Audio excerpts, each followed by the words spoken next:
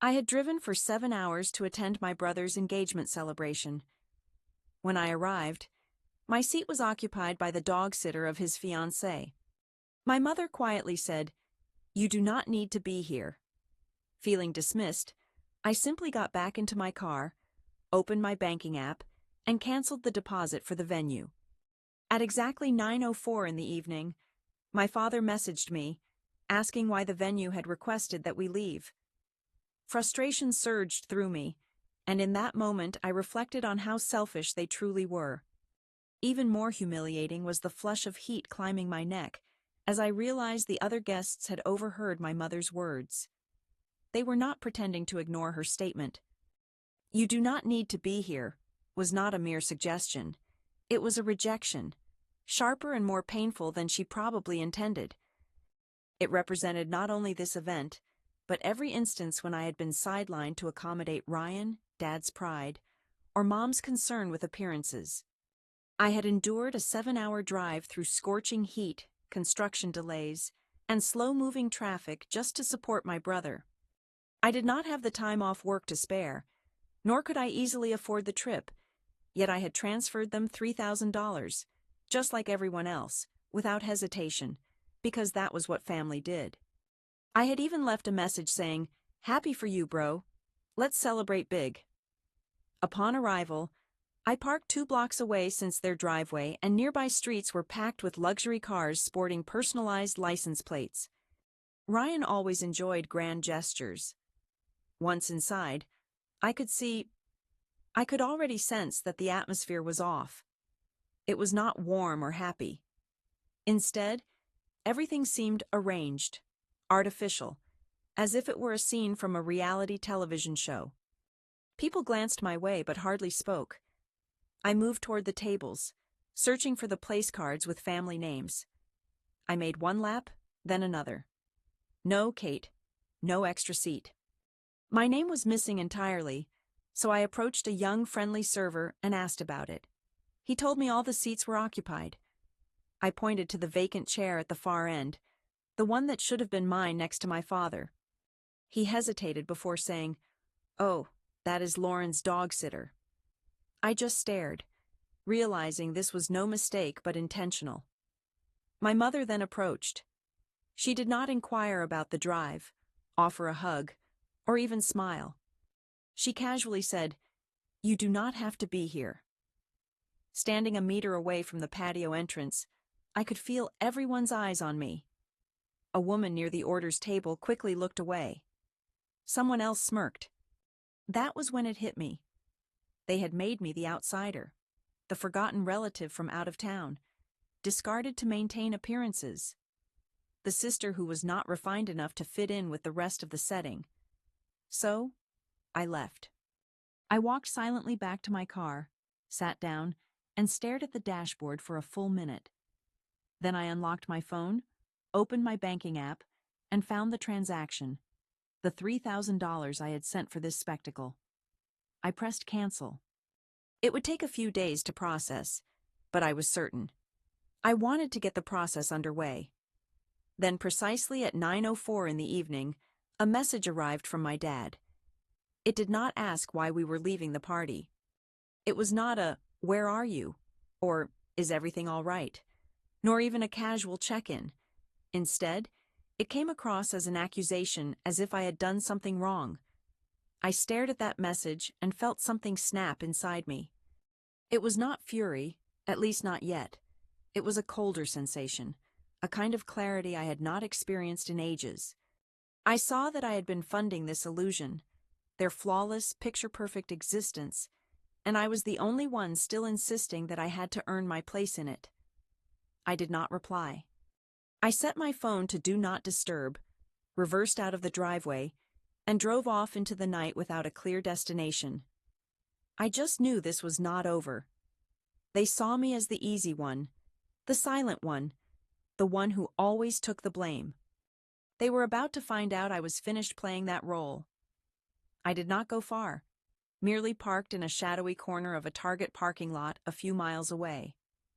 Engine off, windows slightly open, the quiet gave me space to think. I needed a moment to decide what came next, though deep down, I already had the answer. I opened the event invoice my mom had sent 2 months prior. It detailed everything: catering, furniture rental, floral arrangements, a 6-piece string quartet. The total expense was $26,400, split among 9 people. They had calculated everything to the penny.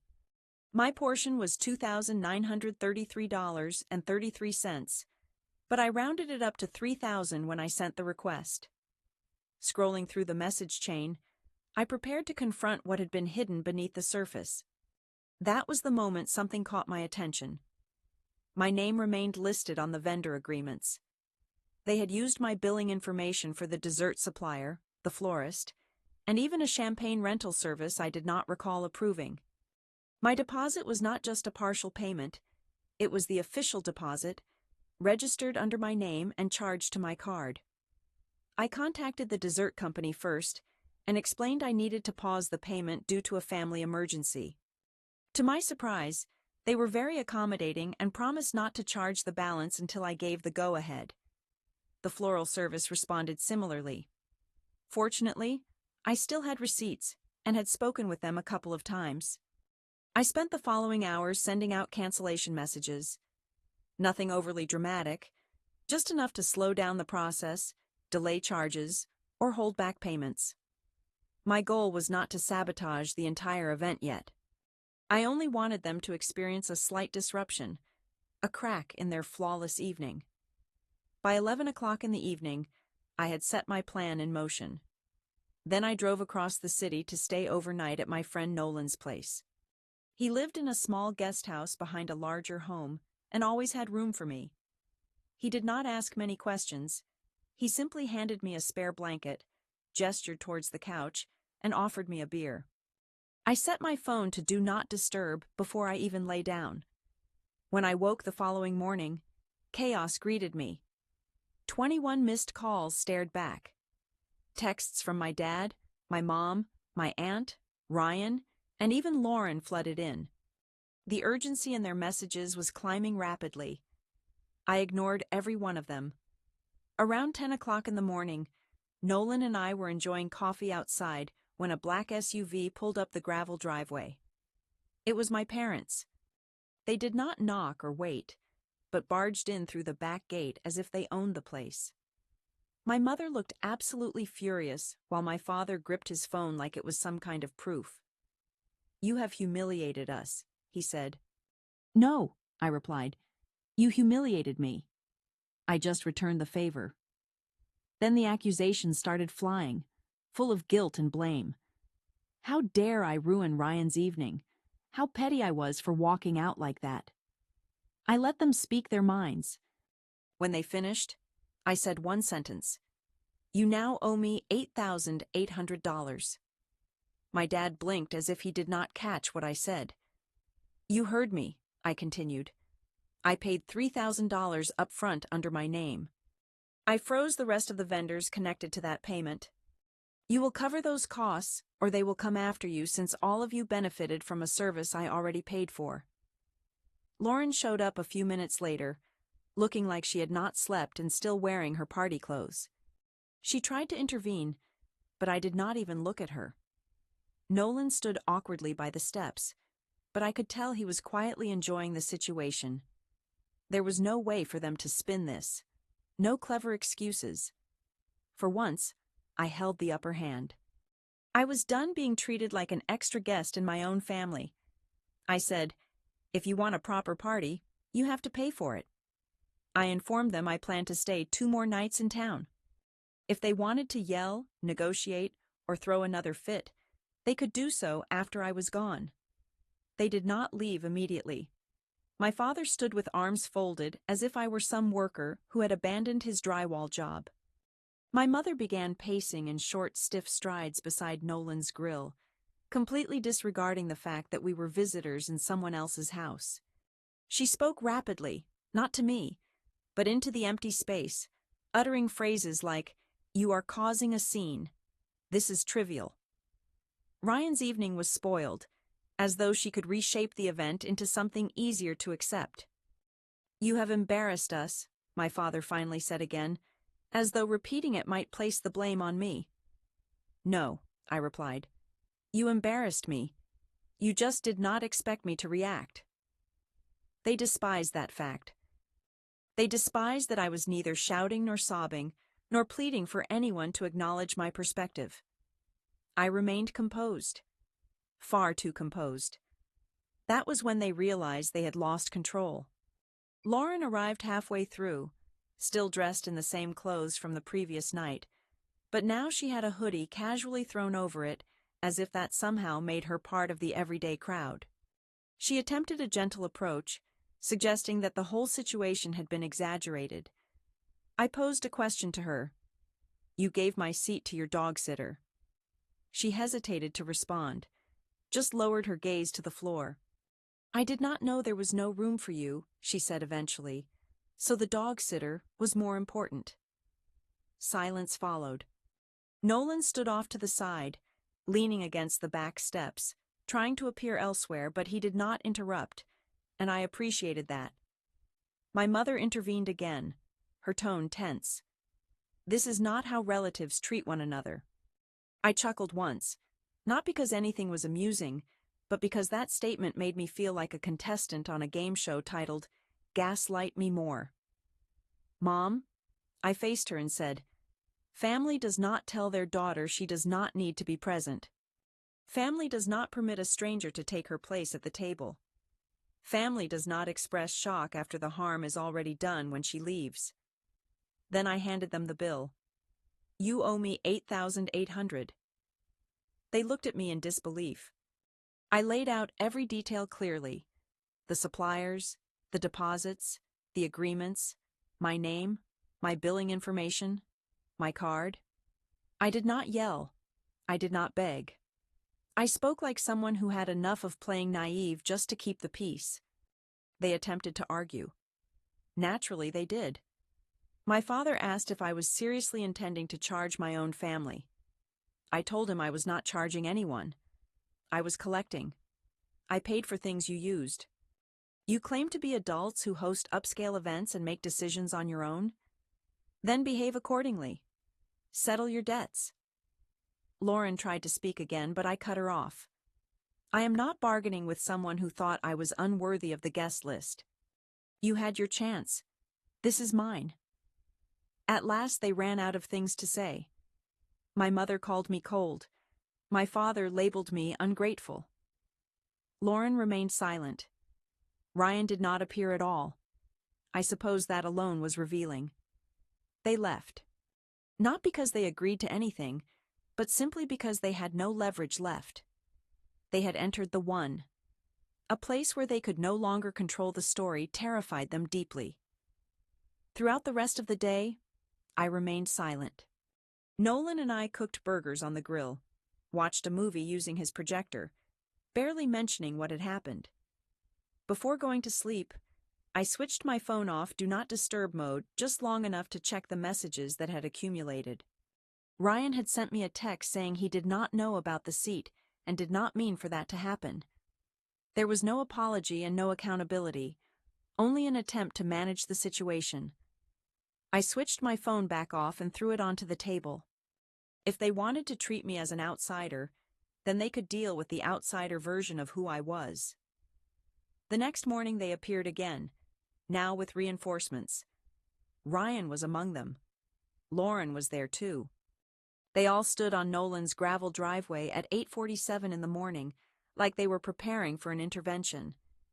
This time, I did not answer the door alone. They knocked loudly 3 times on the screen door without pausing before knocking again. Nolan stood behind me, barefoot and holding a coffee mug, giving me a look that said, "Are you sure you want to do this?" Yet I was already moving toward the door. Ryan was standing outside, and behind him were my parents and Lauren, all looking as if they had not slept. Or perhaps they had met early in the day for a planning meeting on how to fix the public relations disaster I had become. Ryan spoke first, saying, "Can we come in?" I stepped aside, not because I wanted to, but because I did not want to give them the satisfaction of calling me dramatic for refusing. Nolan grabbed his keys and went out the back. He had no intention of witnessing a family meltdown. We stood in the center of the living room. No chairs, no offer of coffee, just four people staring at me as if they couldn't understand why I was not apologizing. Ryan began explaining about misunderstandings, saying he had not checked the seating arrangement, that it was Lauren's planner's responsibility, and that everything escalated faster than he imagined. I interrupted him. You had 6 weeks to review the guest list. You approved the table cards. You walked past me last night without a word. He looked down, and for a moment I thought he might take responsibility. But then Lauren spoke up. This is not about a chair. No, I said. It's about how all of you look at me as if I am the outsider, the one who does not matter, the one who pays, shows up, stays silent, and yet still gets treated like a mistake. My mother crossed her arms. My father stood motionless, his jaw clenched. Stop pretending this is new, I said. When I lost my job, nobody called. When I could not make it to Thanksgiving 2 years ago, you told people I was going through something. When I finally arrive here after a 7-hour drive, you let someone who walks your dog take my seat at the table. Ryan mumbled something about avoiding a scene. I stared at him. You did not want a scene? You threw a party costing $26,000. You hired a violinist to play Post Malone. You had an ice sculpture of your initials, yet I am the one not fit to sit at the family table. The table was going to spoil the whole picture. Lauren said something to my mom quietly. My mom did not answer. She just kept staring at me like I was some insect she wanted to avoid touching. Want to talk about drama? I shot back. Let's talk about how you embarrassed me in front of strangers. Let's talk about how you told me I did not need to be here with guests. You did not only ignore me, you made sure everyone noticed. That was when my dad finally spoke up. This is still your brother's moment. You are making it all about yourself. I chuckled. I made it about me the moment I canceled the deposit. I am not paying for a party where I am not even welcome. He was about to respond, but I interrupted. You owe me $8,800. I do not care how you divide it. I am not chasing vendors, covering fees, or disappearing just because it is inconvenient for you. My mom asked if I was acting out of spite. I said no.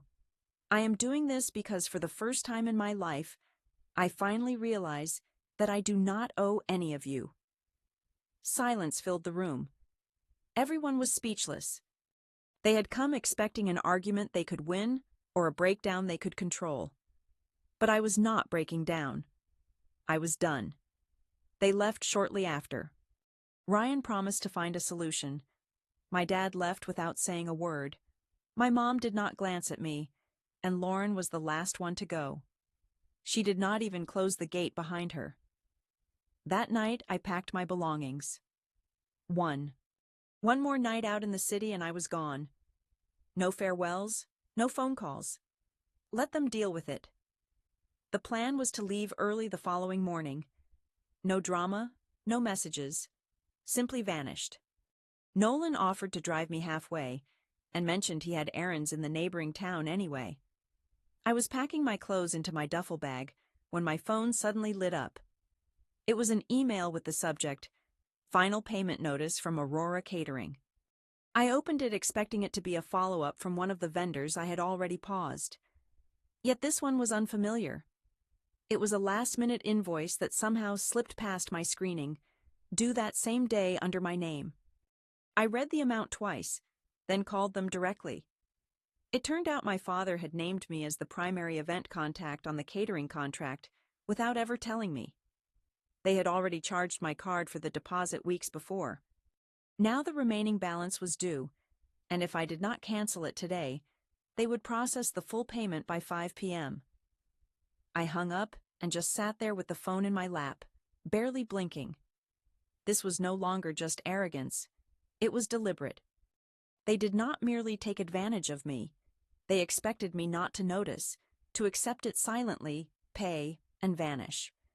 That was when I chose to return, not to cause a scene or plead, but because if this was the conclusion, I was not leaving any chance for misunderstanding.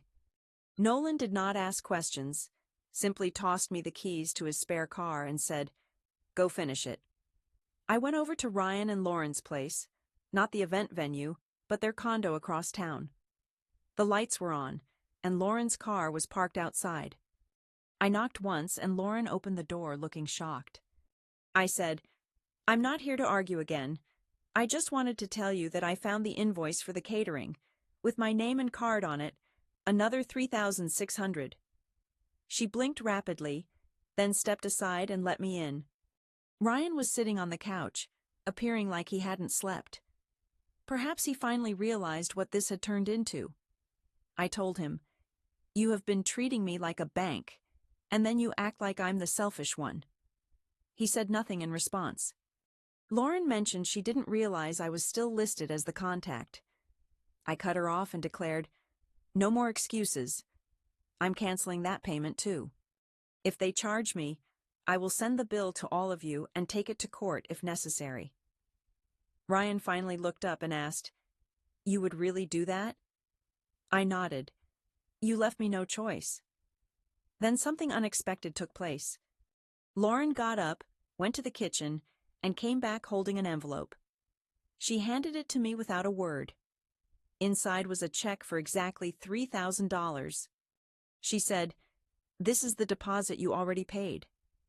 I stared at it, part of me wondering if it was guilt or just a way to get me out of their lives without a legal fight. I didn't care. I took the check and said, "Then that leaves $5,800 left." No one said a word. I walked out, and later, at Nolan's place, I dropped the check on the table. We sat quietly for a long time. That was it. The break. The thing that could not be reversed now. It was not a misunderstanding or a bad night. It was a deliberate betrayal of me financially, emotionally, completely. They expected me to stay silent. They had no idea how loud I could be when I finally found my voice. The following morning, I left just before sunrise. The air felt heavy, yet still. Nolan handed me a thermos filled with coffee and gave me a subtle nod. Neither of us cared for dramatic farewells, which I appreciated.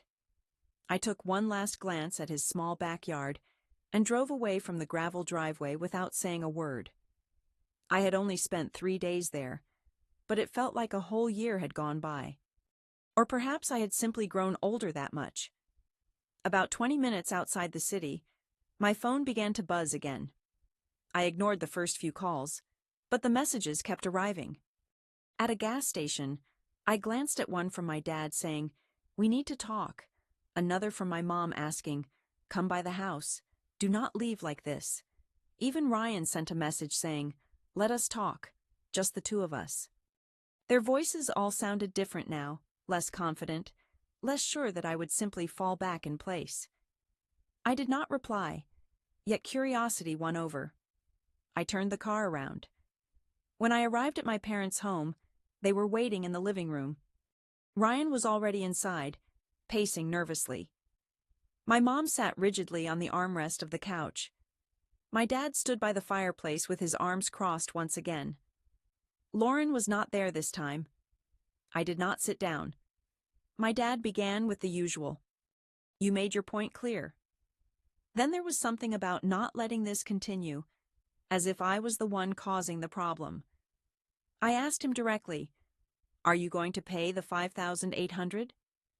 At first he did not respond. My mom glanced at him, but there was still silence. Finally he said, "I will give you $3,000. "That seems fair," I said sarcastically, a laugh escaping me, but it was more disbelief than amusement. "So now you think this is fair," I said. He moved closer, and my mom got up as if she wanted to mediate, but I raised my hand to stop her. "No, you cannot negotiate anymore. Not after everything that has happened. Not after how you humiliated me in front of others. Not after telling me I did not need to be there." My tone was calm, not angry. I was simply finished. I reached into my back pocket and pulled out the catering bill, placing it firmly on the coffee table. This is your responsibility now. I have already spoken to them, and they expect payment today. You can either contact them or let them come after you. I no longer care either way." Ryan attempted to say something, but I interrupted him as well. I had nothing left to say to any of them, and I meant it. They did not try to stop me as I left. No shouting, no tears, no final words, just a silence that felt empty rather than peaceful. Once I was back on the highway, I silenced my phone and shoved it into the glove compartment. When I arrived home that night, I finally felt like I could breathe again. Not because things were fixed, but because I had at last found relief. I stopped allowing them to pull me under. There were no longer any group messages, no phone calls, nothing at all. And for once, that was exactly what I wanted. 3 days. That was all it took to lift the veil and notice what I had been pretending did not exist for years. No more favors, no more payments, no more silence, only calm. And I was not willing to give up that peace for anyone. It had been a month without any contact. No missed calls, no messages, not even a secondhand update from some relative. For the first time in a long time, I felt like I could finally breathe freely. My sleep had improved, and I was no longer startled by every notification. I thought perhaps they had finally understood. Then one Sunday afternoon, there was a knock at the door. I looked through the peephole. My heart sank. My parents, Ryan and Lauren, were standing on my porch like it was a holiday, bearing gifts. I opened the door halfway. I asked, "What are you doing here?" My mother responded as if time alone could change everything. "We thought enough time had passed." Ryan stood with hope in his eyes. Lauren held a pastel gift bag as if she meant to bring harmony. None of them smiled, just wore hopeful expressions. I let them inside, wanting to listen to their expectations. Within 5 minutes, it became clear that nothing had shifted. My father brought up the catering bill and said he knew someone who might reduce it. My mother spoke about resuming family holiday traditions. Lauren inquired about wedding RSVP dates. Not one apology was uttered. Not a single word was spoken to acknowledge the celebration, the money, or what they did to me in front of strangers. It felt like watching someone attempt to rewind a blazing fire.